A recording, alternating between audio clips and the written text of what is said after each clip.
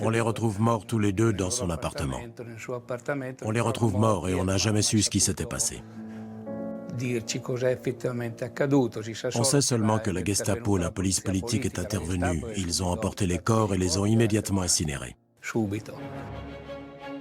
En France, pour cette Coupe du Monde, la fusion imposée entre joueurs allemands et joueurs autrichiens ne prend pas. L'Allemagne éliminée, c'est l'Italie qui va porter très haut les couleurs des régimes totalitaires. Giuseppe Meazza, le capitaine italien, le signifie clairement au président français Albert Lebrun. Dans le contexte de 1938, où les relations se sont tendues entre la France et l'Italie, où Mussolini commence à réclamer la Corse, la Savoie, la Tunisie, eh bien, ce salut fasciste prend un autre sens.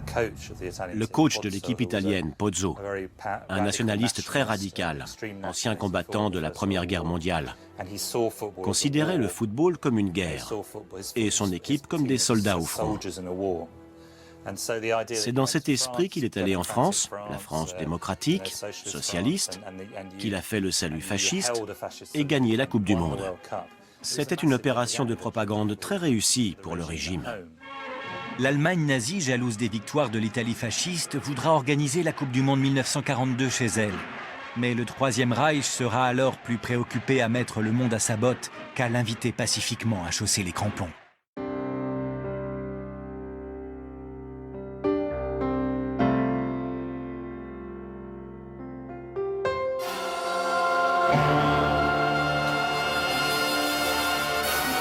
La coupe qui a passé la guerre cachée dans une boîte à chaussures sous le lit du président de la Fédération italienne est de retour dans le pays qui a tant émerveillé le public français 12 ans auparavant. Tout le Brésil attend l'événement. On a construit le plus grand stade du monde, le Maracanã. Il est censé, comme l'écrit le journaliste Mario Filho, donner au Brésil une âme nouvelle. Les équipes étrangères sont stupéfaites par la nouvelle dimension que les Brésiliens ont donnée à la Coupe du Monde. Et bientôt, ce sera le jeu brésilien qui leur coupera le souffle. La Seleção, dont les derniers matchs de préparation ont été décevants, enchaîne les victoires spectaculaires. À l'évidence, les Brésiliens n'ont pas le même rapport au ballon que le reste du monde. Ils jouent, jonglent, s'amusent, inventent. Hormis un faux pas face à la Suisse, ils dominent largement leurs adversaires. Il ne leur manque plus qu'à faire match nul avec l'Uruguay pour devenir champion du monde. Le maire de Rio tient à s'adresser au public du Maracanã avant le début du match. Il annonce déjà la victoire de l'équipe du Brésil, supérieure à toutes les autres. Et il termine en la saluant comme celle qui va conquérir le plus beau des titres. Il y avait un tel écho. Le public était tellement exalté que je me disais, mon Dieu, tout va s'effondrer. On avait vraiment l'impression que le Maracanã s'effondrerait. Pourtant, c'était très beau tout ça. Le Maracanã plein. C'était merveilleux. La suite est plus inattendue. C'est un cauchemar que personne au Maracanã n'a imaginé vivre. L'Uruguay égalise. Puis Djidia marque le but de la victoire uruguayenne. Seules 3 personnes ont fait taire le Maracanã. Le pape, Frank Sinatra et moi.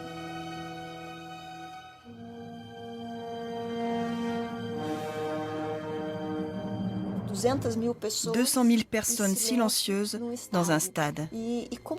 On a tous le souvenir de ce moment.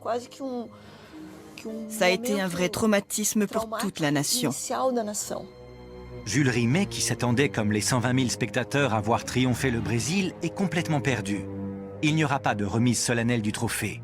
Il le donne furtivement au capitaine uruguayen dans la plus grande confusion.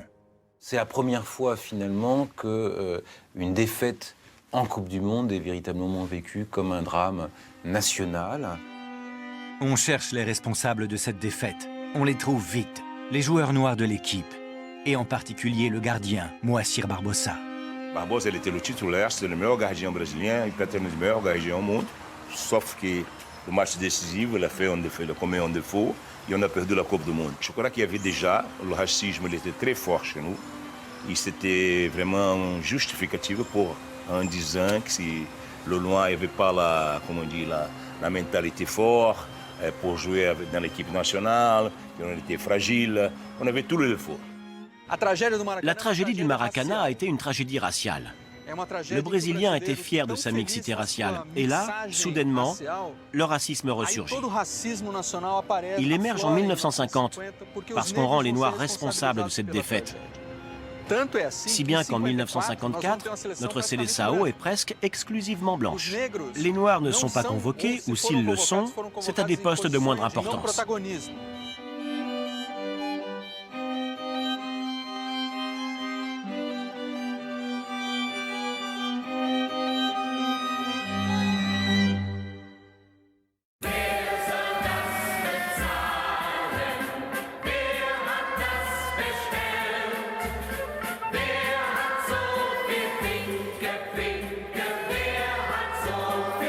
Contre toute attente, c'est l'Allemagne qui remporte cette 5e Coupe du Monde. Elle bat en finale la meilleure équipe de l'époque, la Hongrie du génial Puskás, qui depuis des années balaie toutes les formations qui se présentent devant elle. Cette victoire allemande est d'autant plus étonnante que 2 semaines plus tôt, c'est la Hongrie qui l'emportait 8-3 devant cette même équipe d'Allemagne, au premier tour de la compétition. Comment le sélectionneur allemand Sepp Herberger a-t-il pu à ce point renverser la situation ? En mettant en place une stratégie très particulière. Herberger aligne une équipe B qui se fait étrier 8-3 par les Hongrois, mais surtout pendant laquelle Puskás est blessé presque intentionnellement par un défenseur allemand. C'est la marque du passage de l'équipe d'Allemagne d'un jeu technique à un jeu beaucoup plus physique, voire violent. L'Allemagne fédérale libre s'est choisi le même entraîneur qu'au temps du nazisme. Sepp Herberger, on pourrait dire qu'il est représentatif finalement d'une certaine continuité entre le régime nazi et la République fédérale allemande. Pour la finale, la Hongrie était largement favorite, même avec son meneur de jeu Puskás, diminué suite à sa blessure du premier match. La Mannschaft a disposé d'atouts qu'on peut même qualifier d'armes secrètes. Première arme secrète, les crampons à vis à hauteur réglable selon l'état du terrain. Des crampons vissés bien plus efficaces sur terrain glissant, comme c'était le cas ce 4 juillet 1954, que les crampons ordinaires dont disposaient les autres équipes. C'est Adi Dassler, le fondateur d'Adidas, qui a inventé ces chaussures qui ont permis à l'équipe allemande non seulement de résister aux assauts hongrois, mais également de mener à bien ses attaques. Et à la 84e minute, Rahn, peu subtil mais combien efficace par son style direct, marque le but de la victoire. Deuxième arme secrète, au lendemain de cette finale victorieuse, les joueurs allemands sont tous frappés par une jaunisse due à de mystérieuses injections. Plusieurs témoignages ont montré que les Allemands étaient sublimés à la pervitine ou au pervitin, qui est une amphétamine allemande. Et cette victoire a aussi des conséquences fâcheuses. Plus de 2 millions de personnes acclament Fritz Walter, le capitaine allemand et ses coéquipiers, tout le long du trajet qui les ramène en Allemagne. Ce n'est pas la victoire de la RFA qui va faire polémique, qui va inquiéter même. Ce sont les paroles d'un temps qu'on voudrait révolu qui échappent au patron du football allemand, Peko Bauens. Et le Peko Bauens s'est manifestement oublié parce que ce régime nazi a quand même duré et il a laissé des traces, et notamment au point de vue du vocabulaire. Il a expliqué que nous avons vaincu enfin après avoir été battus 2 fois. Donc ça voulait dire notre vengeance par rapport à la guerre de 14 et par rapport à la guerre de 39-45. Les débordements consécutifs à cette victoire allemande vont embarrasser les autorités qui rappelleront que l'essentiel est dans la fraternité européenne.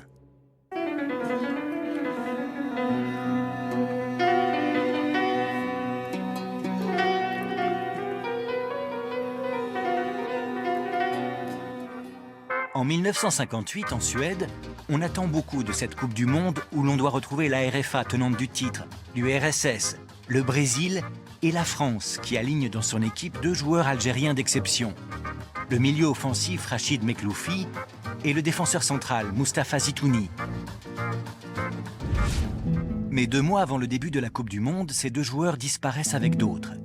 Dans les clubs, dans la presse, on s'interroge, on s'inquiète, on spécule. Ce sont en fait les responsables du FLN algérien qui, voulant ébranler l'opinion publique française et une presse qui ne parle que d'événements en Algérie et non d'une guerre, ont monté ce qu'on qualifierait aujourd'hui d'opération de com. Au mois d'avril 1958, ils ont décidé de prendre les 10 meilleurs joueurs des internationaux A, etc., pour aller à Tunis.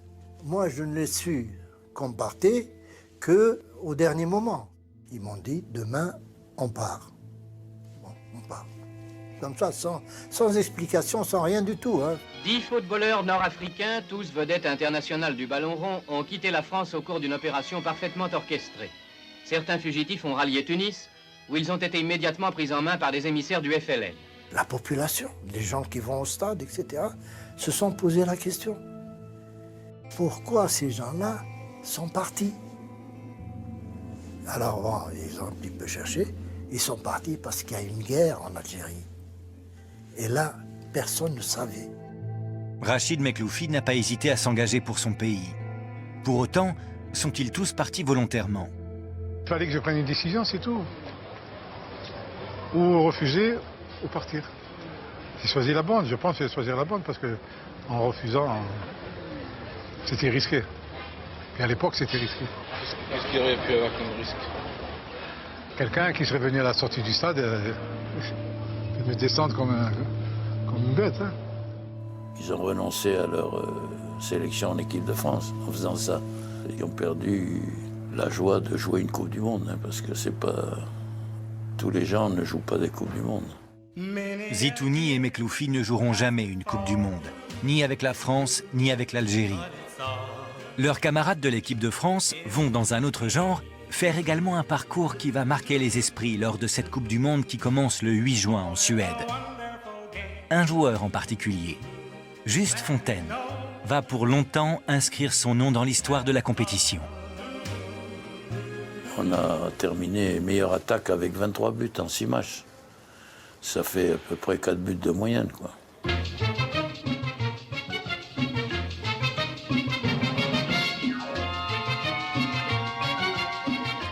Reste aux Français à affronter un Brésil qui a découvert qu'on pouvait aussi défendre. Le Brésil, au bout du 5e match, il n'a pas pris un seul but, donc... Et je pense qu'ils avaient un peu peur de nous, parce qu'on avait déjà marqué 15 buts en 4 matchs. L'équipe française se qualifie pour les demi-finales et rencontre le Brésil à Stockholm. Voici les fameux Brésiliens avec toutes les vedettes, avec Garrincha, l'ailier droit que personne ne peut tenir. Les Français impressionnent d'entrée de jeu et peuvent rivaliser avec les Brésiliens. Coppa qui repasse à Fontaine, et Fontaine qui dribble le gardien de but et égalise pour la France.